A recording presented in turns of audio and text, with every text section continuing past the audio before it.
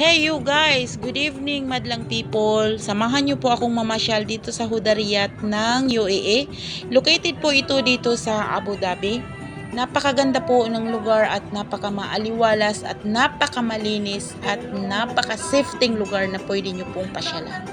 Dito po sa Hudariyat makikita niyo po ang iba't ibang klase ng mga pasyalan na kumbaga sabihin nating unique.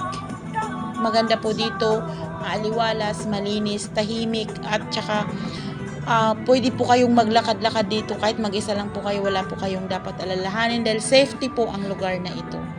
So guys, kung kayo po din ay gusto nyong kumain, may restaurant na po dyan sa loob, gusto nyo ring magkape, mayroon ding mga coffee shop dyan sa loob.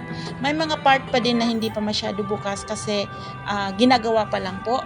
Pero may mga part na din na pwede nyo na ring pasyalan.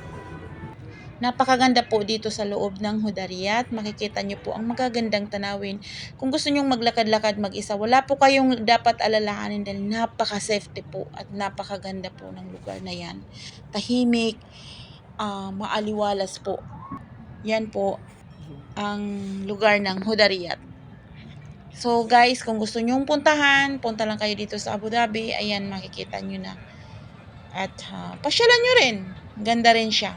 Actually, ako nag-enjoy ako sa pamamasyal ko sa Hudariyat kanina. So guys, subukan nyo rin. Baka magugustuhan nyo rin yung mga view dito sa kanila. Actually, di pa siya fully open kasi may mga part pa din siya na ginagawa pa. Pero, may mga part na din na pwede nyo na rin pasyalan. Ayan. Po guys, makikita po natin napakaganda po, diba?